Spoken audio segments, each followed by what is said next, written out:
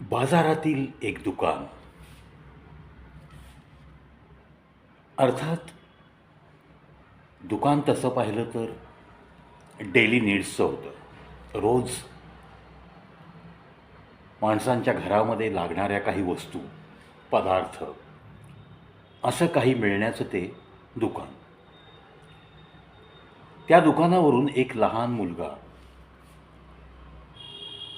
नेहमी त्या रस्त्याने जायचा आणि सहज त्याचं त्या दुकानाकडे लक्ष जायचंच. सहज आणि स्वाभाविक घडणारी गोष्ट प्रत्येक माणसाच्या जीवनात. त्याच्या रोजच्या रस्त्यावर जे जे काही त्याला दिसतं, त्याचे डोळे ते टिपत टिपत त्या गोष्टी त्याच्या मनामध्ये एक छवी निर्माण करून जात असतात. त्याच पद्धतीने हा मुलगा एक दिवस जेव्हा या दुकानासमोरनं निघाला आणि सहज त्याचं लक्ष त्या दुकानाकडे गेलं, तेव्हा त्याला दिसलं की त्या दुकानाच्या बाहेर एक पाटी लिहिलेली आहे, जी त्याला त्याच्या आधीच्या ट्रिपमध्ये तिथून जाताना दिसली नव्हती. त्या पाटीवर लिहिलं होतं की येथे कुत्र्याची पिल्ले विकत मिळतील. त्याचं थोडंसं वय की अशा गोष्टींचं कुतूहल असणं हे अगदी नैसर्गिक. आणि मग आपलं वय किंवा आपण ती कुत्र्याची पिल्लं स्वतः विकत घेऊ शकतो का, आपल्या खिशात तेवढे पैसे असतात का, याची काहीही तमा न बाळगता केवळ ती पाटी वाचून तो मुलगा त्या दुकानात गेला. सहजच काउंटरवर जी व्यक्ती होती त्या व्यक्तीला वाटलं की आपलं हे एक छोटं गिऱ्हाईक आहे, त्याला काहीतरी हवं असेल, घरात त्याच्या आईबाबांनी काहीतरी आणायला सांगितलं असेल, म्हणून त्यांनी आदबीनी चौकशी केली. बोल बेटा, काय हवं आहे तुला?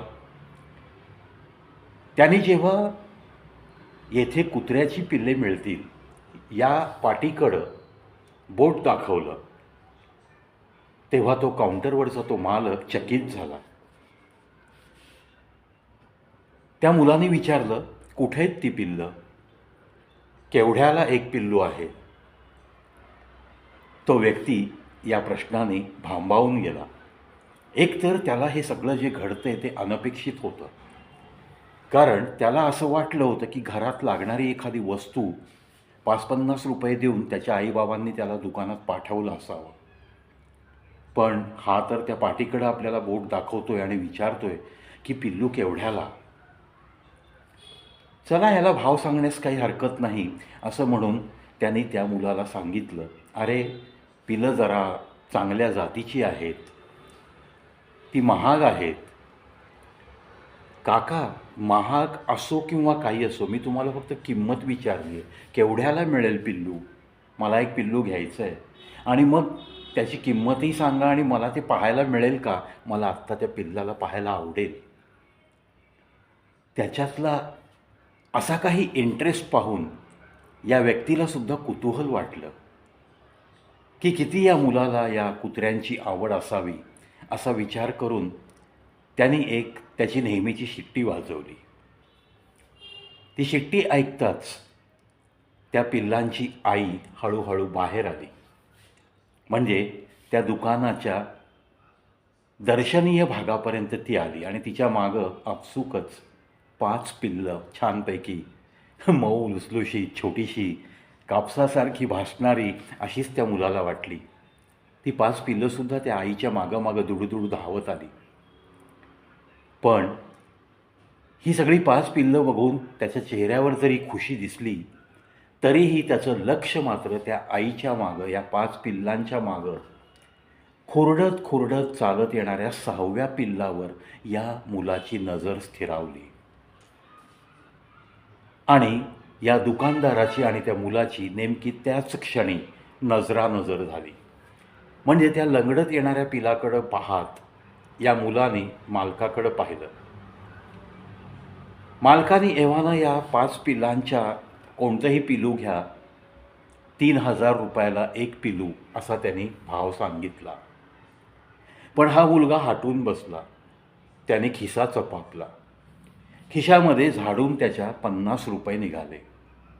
त्यांनी 50 रुपये काउंटरवर ठेवले आणि त्या मालकाला बोलला की मला ते 6वं पिल्लू जे आहे ना, जे लंगडतं आहे, लंगडत चालतं आहे, ज्याला नीट चालता येत नाही आहे, ज्याला या दर्शनी भागात त्याच्या आईच्या मागोमाग चालत यायला वेळ लागला, मला ते पिल्लू हवं आहे आणि ते मलाच हवं आहे, म्हणून मी हा ॲडव्हान्स 50 रुपये देतो आहे. मी जाईन, पण पैसे गोळा करून मी पुन्हा येईन, पण मला ते फक्त लंगडं पिल्लूच हवं आहे.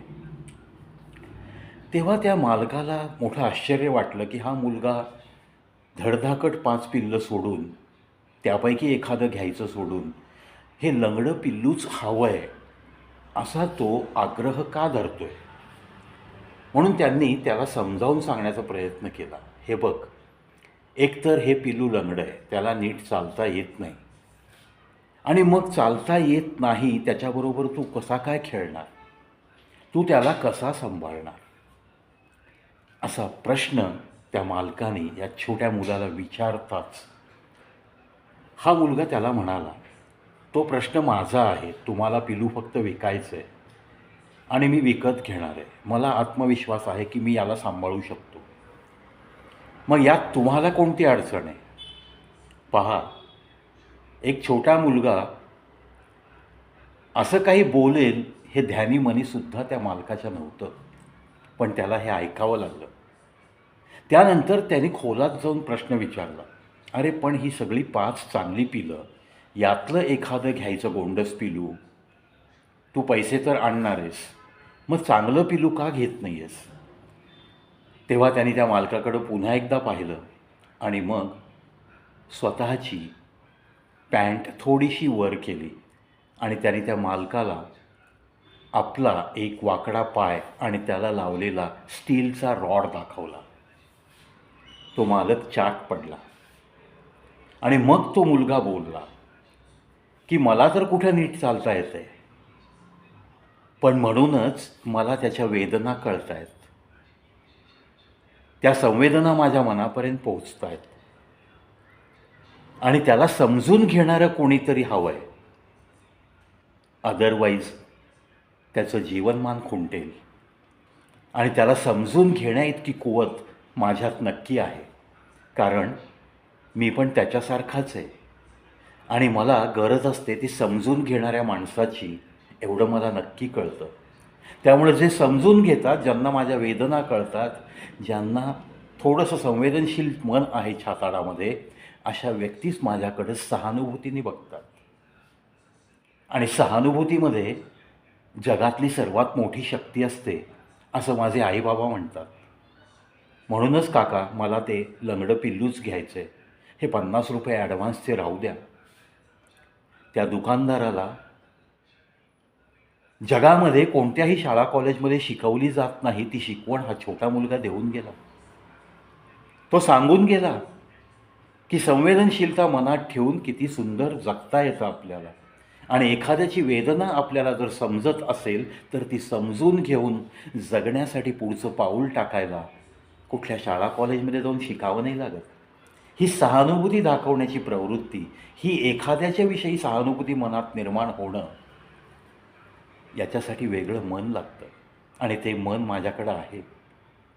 कदाचित मी स्वतः त्या वेदनेतनं चाललो आहे, म्हणूनच मला त्याची वेदना लवकर समजली. काका, कृपा करा, हे पिल्लू दुसरं कोणालाही देऊ नका. अगदी तुम्हाला कोणी 5,000 देऊन जरी घेतो म्हणालं ना, तर मला ते लंगडं पिल्लू हवंच आहे. ते माझ्यासाठी थोडं ना तुम्ही बुकिंग करून ठेवा.